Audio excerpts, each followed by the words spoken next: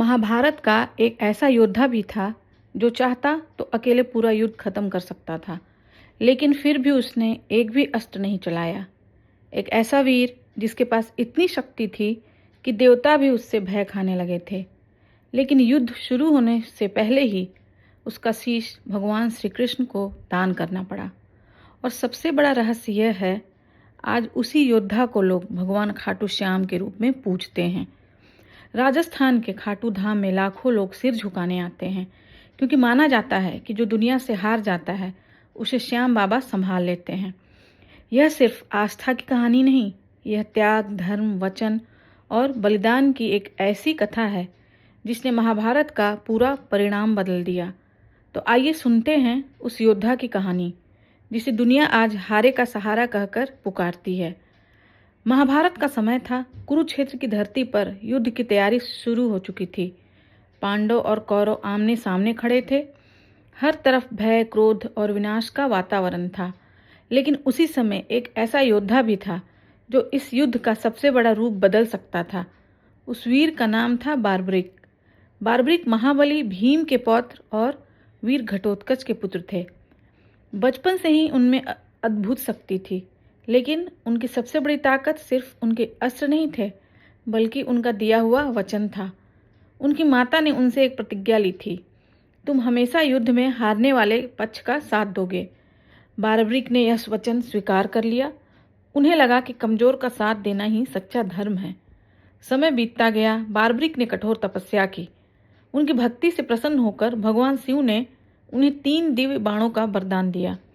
ये साधारण बाण नहीं थे। पहला बाण जिस लक्ष्य को चिन्हित करता, दूसरा उसे पूरी तरह समाप्त कर देता और तीसरा बाण वापस लौट आता। कहा जाता है कि बार्बरिक अकेले पूरी सेना का अंत कर सकते थे। अब जरा सोचिए, अगर ऐसा योद्धा महाभारत के युद्ध में उतर जाता तो क्या होता। जिस पक्ष को हार मिलती दिखती, बार्बरिक उसी तरफ चले जाते। फिर दूसरा पक्ष कमजोर पड़ता तो वो वहां चले जाते। युद्ध कभी खत्म ही नहीं होता। धर्म और अधर्म की सीमा मिट जाती। यही कारण था कि भगवान श्री कृष्ण स्वयं चिंतित हो उठे। जब बार्बरिक युद्ध भूमि की ओर बढ़ रहे थे, तब रास्ते में एक ब्राह्मण ने उन्हें रोक लिया। लेकिन वह कोई साधारण ब्राह्मण नहीं थे। स्वयं वे भगवान श्री कृष्ण थे, जिन्होंने अपना रूप बदल रखा था। उन्होंने बार्बरिक से पूछा, तुम्हारी शक्ति कितनी बड़ी है। बार्बरिक ने विनम्रता से उत्तर दिया, मेरे 3 बाण ही पूरे युद्ध के लिए पर्याप्त हैं। कृष्ण भगवान उनकी परीक्षा लेना चाहते थे। उन्होंने पास खड़े एक वृक्ष की ओर इशारा किया और कहा, अगर तुम इतने समर्थ हो तो एक ही बाण से इस वृक्ष के सभी पत्तों को भेद कर दिखाओ। बार्बरिक ने आंखें बंद की और एक बाण छोड़ दिया। वो बाण बिजली की गति से हर पत्ते को छूता चला गया। लेकिन भगवान कृष्ण ने चालाकी से एक पत्ता अपने पैर के नीचे छिपा लिया था।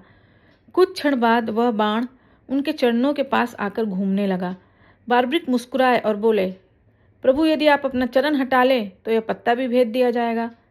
अब भगवान कृष्ण समझ चुके थे कि यह शक्ति साधारण नहीं है। फिर उन्होंने बार्बरिक से पूछा, तुम युद्ध में किसका साथ दोगे। बार्बरिक ने उत्तर दिया, जो हारता दिखाई देगा मैं उसी की ओर हो जाऊंगा।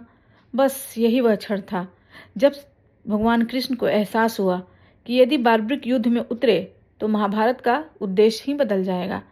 यह युद्ध केवल सिंहासन का नहीं था, यह धर्म की स्थापना का युद्ध था। और तब श्री कृष्ण ने बार्बरिक से दान मांगा, लेकिन उन्होंने धन, अस्त्र या कवच नहीं मांगा। उन्होंने मांगा उनका शीश। कुछ पल के लिए समय जैसे रुक गया, लेकिन बार्बरिक विचलित नहीं हुए। उन्होंने समझ लिया कि यह मांग साधारण नहीं है। उन्होंने मुस्कुराकर अपना शीश दान करने की स्वीकृति दे दी। लेकिन उन्होंने श्री कृष्ण से एक इच्छा जताई, मैं पूरा महाभारत युद्ध देखना चाहता हूँ। कृष्ण ने उन्हें वरदान दिया, तुम इस युद्ध के साक्षी बनोगे और कलयुग में मेरे ही नाम श्याम से पूजे जाओगे। इसके बाद बार्बरिक का शीश युद्ध भूमि के पास एक ऊंचे स्थान पर स्थापित कर दिया गया। वह बिना शरीर के पूरा युद्ध देखते रहे। उन्होंने देखा भीष्म का पतन, अभिमन्यु का बलिदान, कर्ण का अंत और अंत में पांडवों की विजय।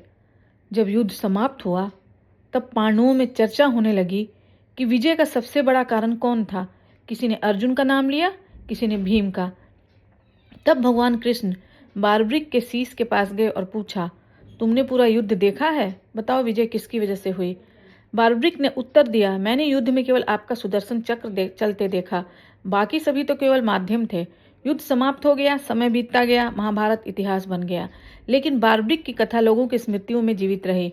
सदियों बाद राजस्थान के सीकर जिले के एक छोटे से गांव खाटू में एक अद्भुत घटना हुई। कहा जाता है कि एक गाय रोज एक विशेष स्थान पर अपना दूध जाकर बहा देती थी। जब वहां खुदाई की गई तो जमीन से एक दिव्य शीश निकला। ग्रामीणों को विश्वास हो गया कि यह वही शीश है जिसने महाभारत का युद्ध देखा था। फिर वहां मंदिर का निर्माण कराया गया। धीरे धीरे यह स्थान आस्था का सबसे बड़ा केंद्र बन गया।